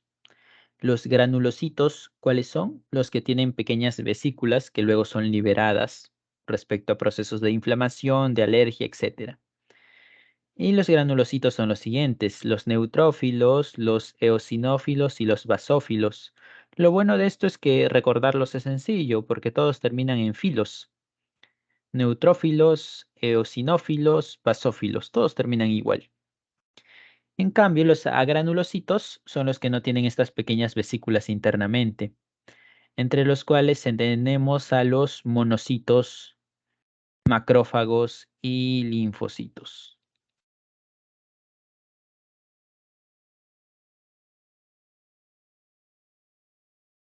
Monocitos, macrófagos y linfocitos. Macrófagos hemos dicho, ¿no? Devora antígenos y derivan de los monocitos. En cuanto a los linfocitos, tenemos linfocitos T y linfocitos B. Los linfocitos B se encargan de la producción de anticuerpos, pero se transforman primero en una célula llamada célula plasmática. A partir de eso es que se van a liberar anticuerpos. En cuanto a los linfocitos T, hay dos tipos de linfocitos T, linfocitos T4 y linfocitos T8. Recordemos el VIH, ¿no? Que infectaba solamente linfocitos T4, debido a que estos presentaban un receptor CD4. Bueno, hay dos tipos, T4 y T8. ¿De qué se encargan ellos? De la inmunidad celular. O sea, si hay células por ahí infectadas, se encargan de destruirlas. Bien, pasamos a la siguiente diapositiva.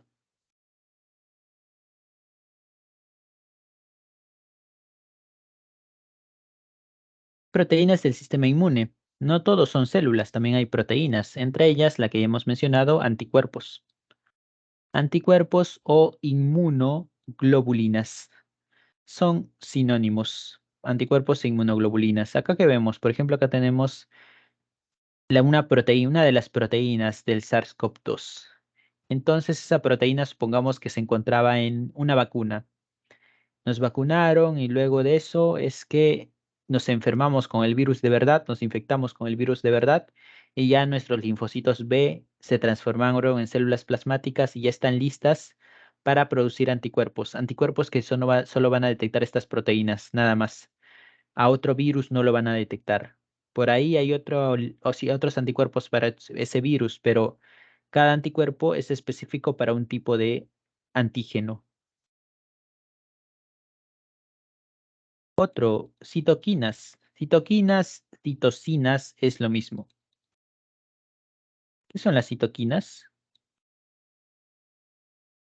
Son señales moleculares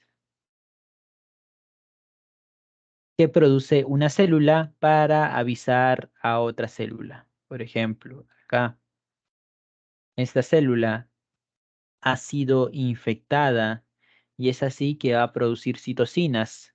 ¿Para qué? Para avisar a la otra célula que hay un proceso de infección. ¿A qué célula suele avisarse? Suele avisarse a las células del sistema inmune. Para dar por hecho de que algo ha sucedido y así las células del sistema inmune puedan realizar una acción. Esas son las citocinas, son señales moleculares que produce una célula para otra célula. En el caso de linfocinas, son las señales que producen los linfocitos y monocinas, las señales que producen los monocitos. Proteínas del complemento. Proteínas del complemento son señales que produce una célula infectada.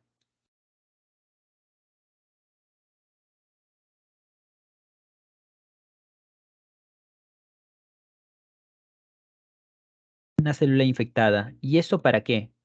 Uno, para generar la lisis, o sea, para que la célula pueda destruirse, autodestruirse en este caso, y otro para avisar al sistema inmune, avisar a los leucocitos.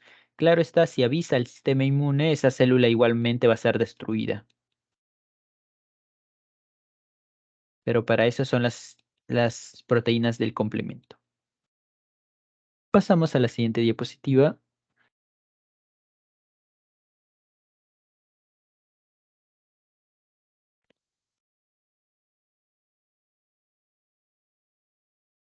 Bien, ya para finalizar, vamos a tener lo siguiente. Hay dos tipos de inmunidad, en el que hablamos de inmunidad innata y de inmunidad adquirida.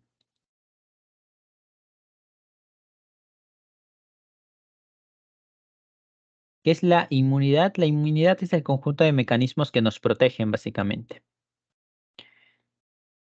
Innata, ¿qué nos protege desde que nacemos? Hay barreras externas y barreras internas. ¿Cuál es lo externo? Lo externo son las barreras físicas, por ejemplo, como es el caso de la piel. Y la piel es básicamente una capa que nos cubre de todo, ¿no? Para que así no entre cualquier cosa. Los virus y bacterias no pueden atravesar la piel. Por ahí algunas bacterias como excepciones sí pueden atravesar algunas zonas, pero más allá de eso no sucede así. Así que la piel es una buena barrera física. Respecto a barreras químicas tenemos, por ejemplo, el moco, que protege nuestro tacto respiratorio para que cualquier cosa no vaya a ingresar. A veces igual ingresan, pero de todas maneras es una buena fuente de protección. Y lo mismo con el caso de las lágrimas, que no es simplemente para lavar los ojos, sino que lo que hace es cualquier cosa que puede estar cerca de ahí, se encarga de destruirla, ya que las lágrimas tienen un poder bactericida para destruir bacterias. Y lo mismo con la saliva, que protege nuestro tracto digestivo. La flora autóctona o la microbiota, que mejor dicho es microbiota, ¿de qué se encarga? Se termina encargando de lo que es también ayudarnos. ¿En qué sentido? Por ejemplo, si por A o B llega una bacteria a nuestro intestino grueso, La microbiota se va a encargar de destruirlo. ¿Por qué? Porque no les conviene que haya bacterias compitiendo con ellas, que les robe alimento, que les robe lugar. Por eso nuestra microbiota nos ayuda también a nuestro sistema inmune. Ahora, respecto a mecanismos internos, son básicamente las proteínas del sistema inmune, ¿no? Las células y proteínas del sistema inmune son todas ellas, como las LNK, por ejemplo, que se encargan de destruir células infectadas, células extrañas, así también como células tumorales, ojo. Y es que cuando se produce un error a nivel celular se puede formar una célula tumoral. Claro, eso no implica que nos vaya a dar cáncer ni inmediatamente, ¿no? Ya que el organismo tiene sus formas para destruir células tumorales. Células tumorales por individual, ¿no? Ya cuando aparecen demasiadas y se provoca el cáncer como tal, ya no es suficiente nuestro sistema inmune. Por individual sí es capaz de hacerlo. Interferón, que es un tipo de proteína. Este sí no lo hemos visto. Es un tipo de proteína como los anticuerpos, como las proteínas del complemento. Desde que se encargan los interferones de ser segregadas por células infectadas. ¿Para qué? Claro, células infectadas por virus, para dar aviso a otras células. De eso se encargan los interferones. Cuando una célula es infectada por un virus, los interferones se encargan de dar aviso, para de esa manera esa célula pueda ser destruida. O, en todo caso, que las células generen sustancias que inhiban la replicación viral. Esa es la orden de los interferones. Complemento igual proteínas que son liberadas por una célula infectada que provocan ya sea la lisis o atraer a los fagocitos, es decir, atraer a los macrófagos, por ejemplo, para que esa célula infectada sea destruida. En cuanto a inmunidad adquirida, podemos dividirla en dos, pasiva y activa. ¿A qué se le llama inmunidad pasiva? Cuando básicamente adquirimos anticuerpos, ya sea de manera natural o de manera artificial. De manera natural, ¿en qué sentido? Por ejemplo, cuando a través de la leche materna adquirimos anticuerpos. En la leche materna no solo hay nutrientes, también hay anticuerpos. Y es que el recién nacido está muy expuesto al exterior. Se puede topar con muchas bacterias o virus. Es por eso, y todavía no ha desarrollado del todo su sistema inmune. Es por eso que en la leche materna hay anticuerpos. Y asimismo, cuando se encuentra dentro del vientre de la madre, a través del cordón umbilical, recibe anticuerpos. Esa es la que natural. Por cuestiones obvias se llama natural, ¿no? En cuanto a la artificial, es básicamente cuando se inyectan antídotos. Y es que respecto al envenenamiento por lo que es una araña, por lo que es un escorpión, por lo que es una serpiente, se requiere, se requiere una respuesta inmediata, ¿no? Se requiere algo que inhiba las toxinas de manera inmediata, y esos son los antídotos. Y los antídotos están formados por anticuerpos, anticuerpos que van a detectar a la toxina y la van a destruir, ya que la toxina acá participa como antígeno también. Las toxinas que desarrollan el proceso de envenenamiento participan como antígeno. Por eso que una persona que se ha sido envenenada se le inyecta el antídoto, anticuerpos, para que de esa manera pueda salvarse. Ese es un tipo de inmunidad pasiva artificial. En cuanto a la inmunidad activa, igual, dos tipos, natural. Acá en la inmunidad activa, el organismo adquiere la capacidad de generar anticuerpos. Acá no le dan los anticuerpos, le dan la capacidad para que genere los anticuerpos. ¿Como cuáles? Por ejemplo, en la activa natural, cuando una persona se enferma de lo que podría ser la gripe, y al comienzo es pesado cuando uno se enferma de gripe, pero luego la segunda vez dura menos y a la tercera es menos pesado y así progresivamente. ¿Por qué? Porque el sistema inmune tiene memoria y al memorizar al bacteria o el virus que ha producido dicha enfermedad, en el caso de la gripe, un virus, entonces el sistema inmune empieza a producir, ¿qué cosa? Linfocitos y por tanto también anticuerpos. De manera natural va a producir anticuerpos contra ese virus, así cuando la persona vuelva a enfermarse ya tendrá la inmunidad frente a ese virus. Esa es inmunidad natural. Y la inmunidad activa artificial son básicamente las vacunaciones, las vacunas. Cuando nos vacunan como tal, parte de proteínas, partes y ácidos nucleicos llegan hacia los ganglios linfáticos y ahí los linfocitos adquieren la capacidad de generar linfocitos específicos para esa vacuna, ¿no? Se adquiere la capacidad de generar anticuerpos específicos contra ese microorganismo. Bien, esa es entonces la inmunidad activa artificial. ¿Hasta acá alguna consulta o pregunta?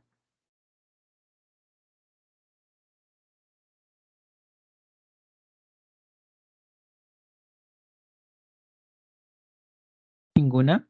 Entonces, con esa parte hemos finalizado. Pasaremos a las preguntas de la separata.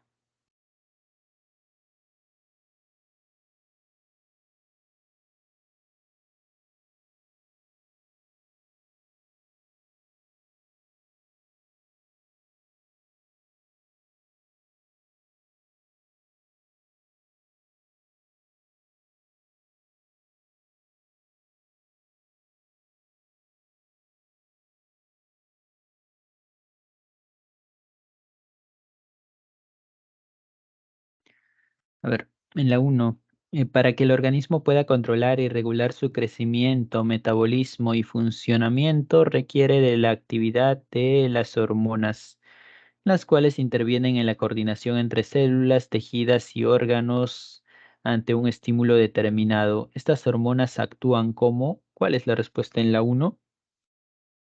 La C. La La C. C, la C, ¿cierto? Muy bien, mensajeros químicos. Esa es la definición concreta de hormona.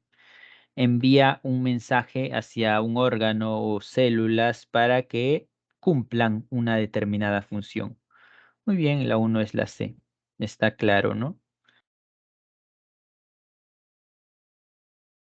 Pero en la 2, el ácido indolacético, IA, es una fitohormona del grupo de las auxinas que cumple diferentes funciones en la planta, permitiendo regular su crecimiento y metabolismo. Si esta hormona deja de producirse, entonces ocurrirá la... ¿Cuál es la respuesta en la 2?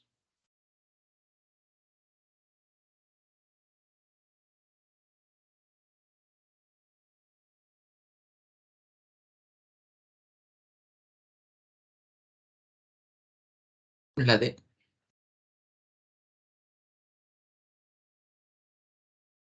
La D, muy bien.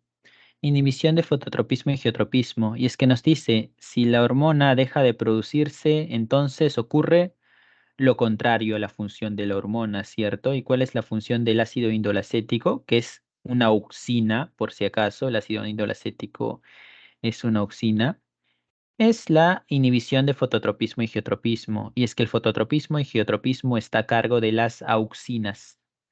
Maduración anticipada de los frutos, eso sabemos que es el etileno. Producción de etileno, eso no lo regula una auxina.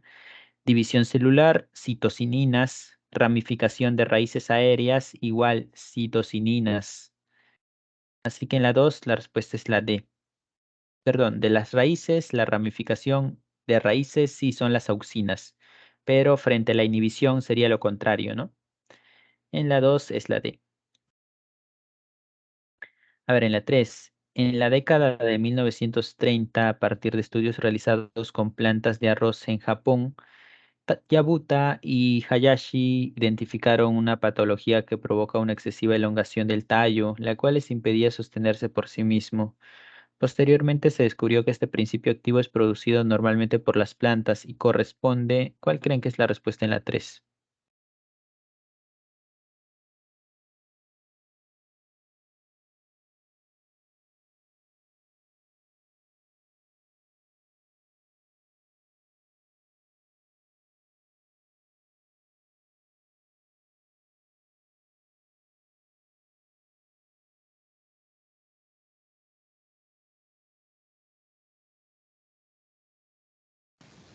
La B. Ácido giberélico. Sí, muy bien. En este caso la pregunta está complicada porque podría ser auxinas subgiberelinas, ¿no? Ya que auxinas decimos crecimiento siempre, pero esto específico, la elongación del tallo, el tamaño del tallo es en respuesta a las giberelinas. Y las giberelinas, una de ellas, la más importante, es el ácido giberélico. Muy bien, en la 3 es la B. En la 4.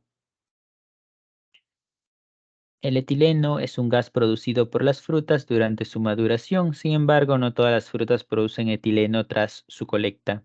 Se debe distinguir entre frutas climatéricas, las que incluso tras ser recolectadas continúan produciendo etileno, y no climatéricas solo maduran mientras permanecen en la planta, una vez colectadas dejan de hacerlo.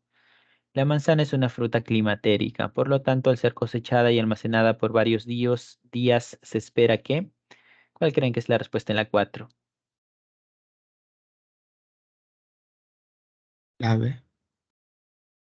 La B, claro, más es una respuesta de sentido común en realidad, ¿no? Porque nos obvian todo esto y nos dicen la manzana, ¿qué le pasa a una manzana? Y básicamente va a ser esto, ¿no? ¿Se conserva sin modificación del fruto hasta su consumo? No, sabemos que pasar de los días se cambia la forma de la manzana, bueno, más forma la coloración de la manzana, ¿no? Porque madura. Como te dice acá, es una fruta climatérica, va a seguir madurando por más que esté fuera de la planta, porque produce etileno todavía. Comienza a envejecer cambiando su color y se descomponga. Exacto, cambia de color, se torna menos claro, ¿no? Un poquito más oscuro internamente.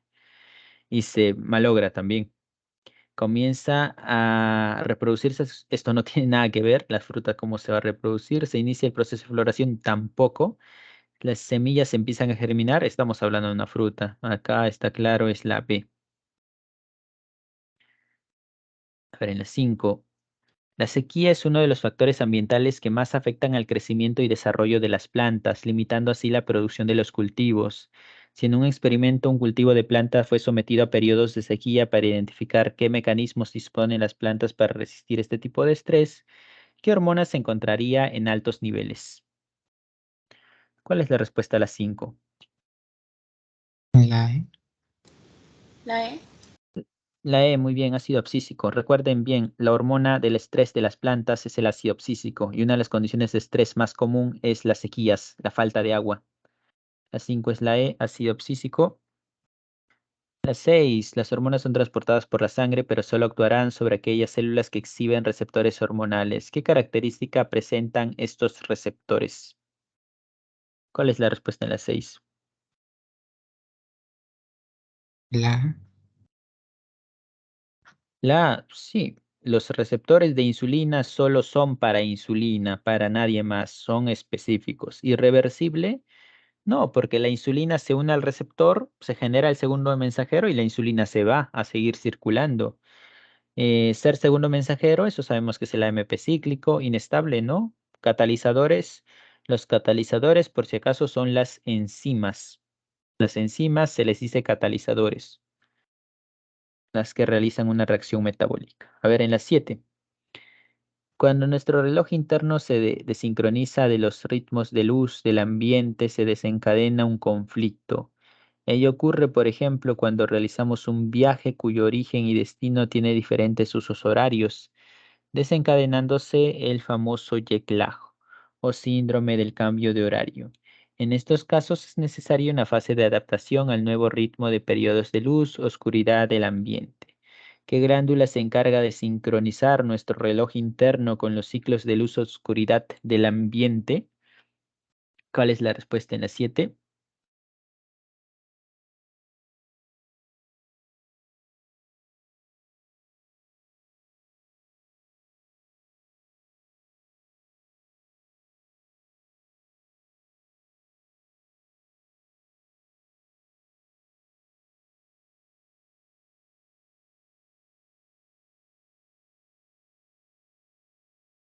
¿Nadie? La B. Glándula pineal o epífisis, luz, oscuridad, reloj interno, todo eso, ciclo circadiano. Eso es parte de la melatonina y la melatonina es producida por la glándula pineal. En la 7 de la letra B. Pero en la 8. La fenitoína es un medicamento anticonvulsivo que actúa reduciendo la actividad eléctrica anormal en el cerebro, evitando y previniendo las convulsiones. Sin embargo, dentro de sus efectos secundarios se considera un aumento en la frecuencia de la micción, pérdida de agua por los riñones, aumento de concentración de sodio en la sangre, orina diluida y sangre concentrada. Estos efectos estarían indicando que el fármaco afecta la concentración de la hormona. ¿Cuál es la respuesta en la 8?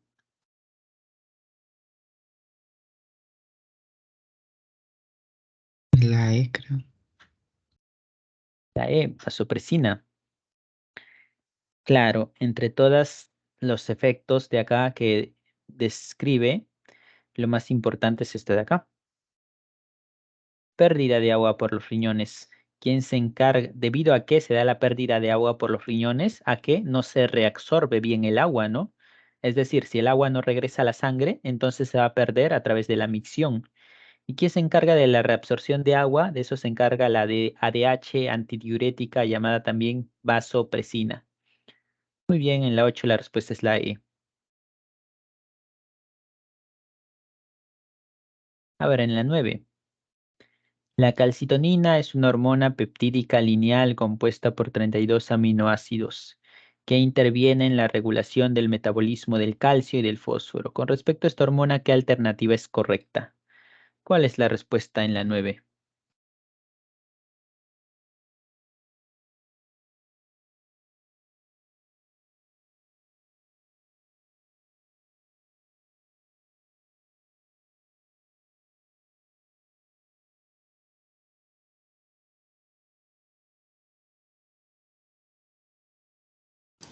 La B. La B. ¿Alguna otra respuesta? ¿O está bien? Calcitonina. Lo que hace la calcitonina es disminuir los niveles de calcio en la sangre. Actúa disminuyendo la concentración de calcio en la sangre. No confundir con actúa cuando hay poca concentración de calcio. Si hay poca concentración de calcio, entonces no debe disminuir nada. Más bien acá actuaría lo contrario, o sea, la paratormona. Es producida por la glándula paratiroides, paratormona. Actúa cuando hay poca concentración, paratormona, ya que la paratormona aumenta los niveles de calcio. Secretada fundamentalmente en los casos de hipotiroidismo, no, hipotiroidismo más bien no se secreta calcitonina, porque esto se da cuando la tiroides es pequeña. ¿Actúa disminuyendo calcio en la sangre? Sí. En la 9 la respuesta es la D. Ok. Pasamos a la 10. Cuando el organismo requiere glucosa sanguínea, se lleva a cabo la glucogenólisis, el cual es un proceso catabólico que permite degradar glucógeno a glucosa. Aquí juega un papel clave el glucagón, cuya función es. ¿Cuál es la respuesta en la 10?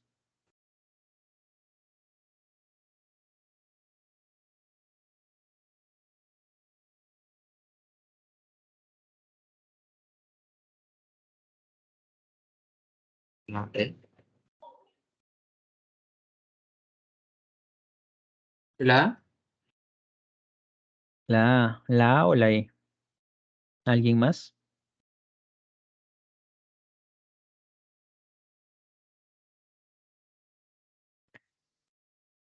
Veamos, el glucógeno. El glucagón degrada el glucógeno hepático para liberar glucosa en la sangre. Si acá dijera permite la liberación de glucosa en la sangre, eso sería correcto. Pero el glucagón no degrada nada. Ninguna hormona degrada nada. Las hormonas solamente sirven para enviar mensajes. Una vez se envía el mensaje, se genera la síntesis de proteínas y ya esas proteínas, o una de ellas puede haber una enzima, se encarga de la degradación de glucógeno.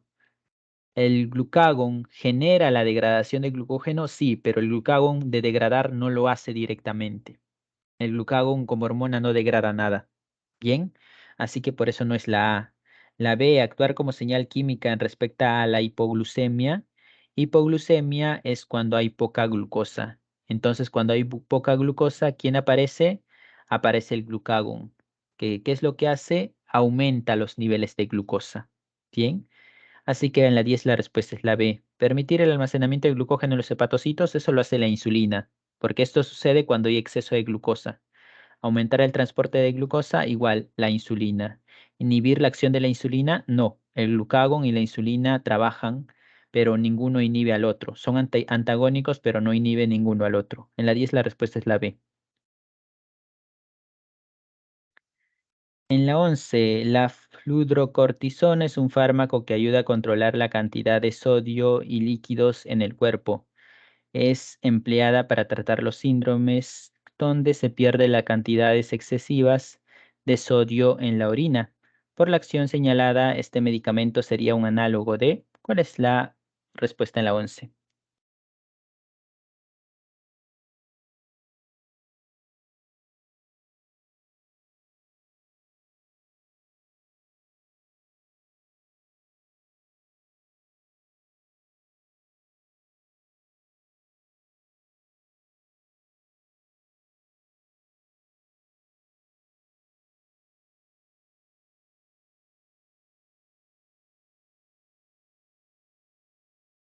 ¿Nadie?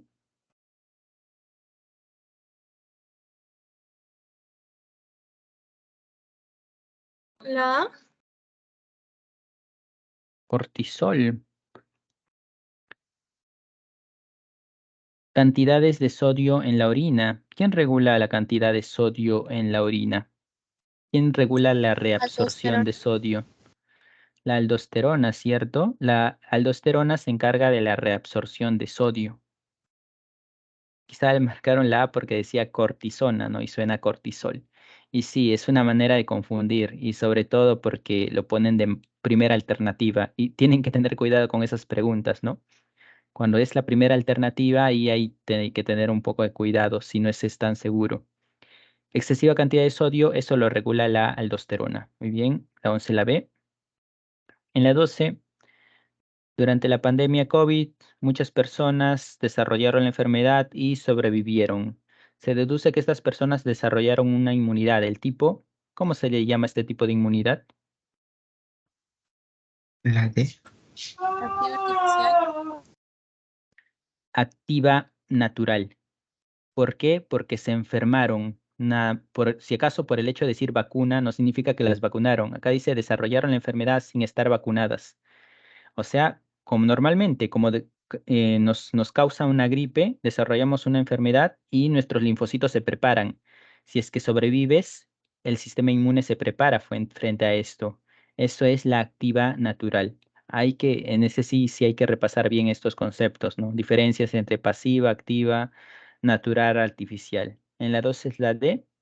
Acá en la 13 la respuesta es la C, activación y diferenciación en linfocitos B, 13C. En la 14 la respuesta es citocinas, en la 14 es la B, citocinas. Y finalmente en la 15 es sencillo, ¿no? Te habla de algo desconocido. Y bueno, eso desconocido es el antígeno. En la 15 la respuesta es la D. Muy bien, entonces de esa manera hemos finalizado la clase de hoy. Espero que haya quedado claro gran parte y ya nos vemos hasta la próxima semana. Hasta luego todos. Chao, profe, cuídese. Hasta luego.